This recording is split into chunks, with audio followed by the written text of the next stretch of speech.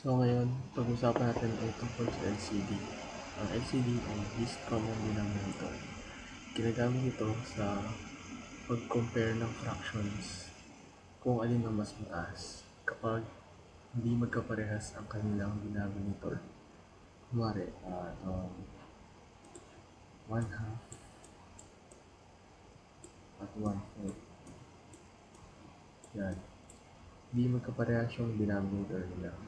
Kaya hindi sila basta-basta pwedeng pag-compare. Bali, ang gagawin natin ay gagawin natin parehas ang kanilang denominator. So, paano yun? Ganito lang yun. Kukunin mo ang factors ng 2. So, yun ay 2 times 1. Bali, 2 times 1 equals 2. Tapos, ang 4 naman ay 2 times 2. 2 times 2 equals 4. E di yun yung mga factors natin. 2 times 1 times 2 times 2. Bali, ito ay 8. Yan. So, itong 8 na yan, yan ang ating bagong denominator. So, para so, gagawin na natin siyang fraction na over 8 ang denominator. Ganito lang yan. 1 over 2 is equal to, isulat mo ulit ang 1 half. Tapos, ang kailangan ng denominator niya ay 8. Yan. So, bali, kailangan mo ng number na pag-multiply para maging 8. So, dito galing ang 2 times 1. Bali, ang kulang natin ay 2 times 2. Bali, ito ay 4. Kung ano ang nilagay natin sa baba, ilalagay natin sa taas. Bali, 1 times 4 is 4. Ito na yung bagong fraction natin. Itong 4 over 8 ay equal dito sa 1 half. So, ngayon, gagawin naman natin ito sa 1/4. 1 over 4 equal, copyhin ng 1/4. Tapos, dapat na denominator niya ay 8. So, ang 4 ay galing natin dito sa 2 times 2. So, ang kulang natin ay 2 times 1. So, 2 times 1 is 2. Or 2. Kung ano ang nilagay natin sa baba, nilagay natin sa taas. 2. 1 times 2 is 2. Hindi ngayon, nakita natin kung pwede natin pag-compare ang dalawang fraction dahil parehas na sila ng denominator.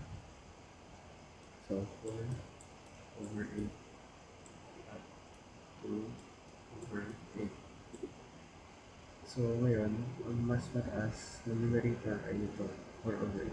So, ito ang mas malaking value kaysa sa 2 over 8. Hindi lang gumamit ng LCD at comparison ng fraction. So, sa pa example, pwede mo yung gagawin.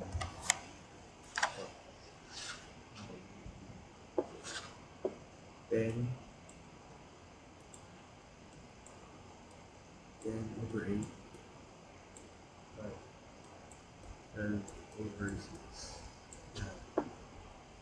So, ngayon, kunin natin ang factors natin. Ito ay 2 at 4. 2 times 4 equals 8. Ang 4, meron pa siyang factors. Ito ay 2 at 2.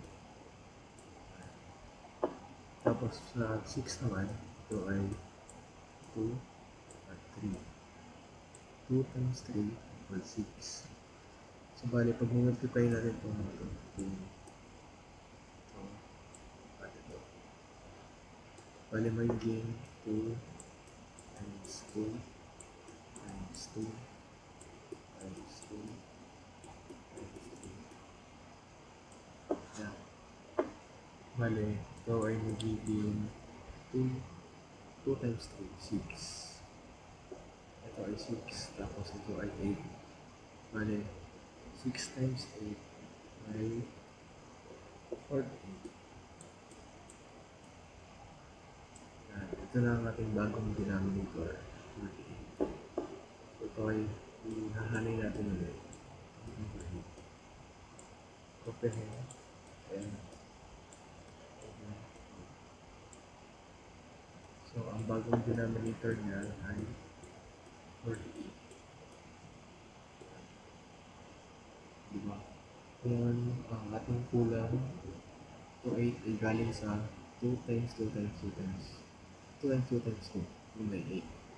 So, ang kulang natin ay 2 times 2. Kulang natin ay 6. 6. Multiply ang taas, 60.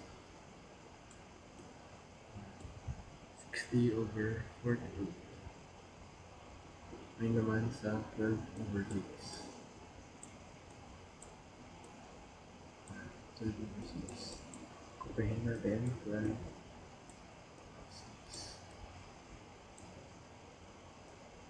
Ang denominator ay dapat 48. 48. So, ang 6 ay galing sa 2 times 3. Ang kulang natin ay 2 times 2 times 2 ay 8.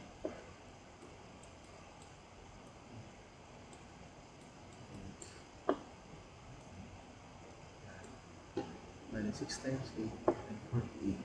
Plus 12 times 2 ay 96. So, ngayon, nakita natin kung ano yung mas mataas. 60 over 48 diba? O 96 over 40. So, makikita naman natin, mas malaki ang 96 kaysa sa 60.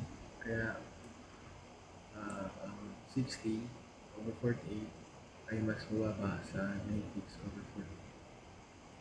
Yun lang. Ganun lang kasimple ang LCD at comparison ng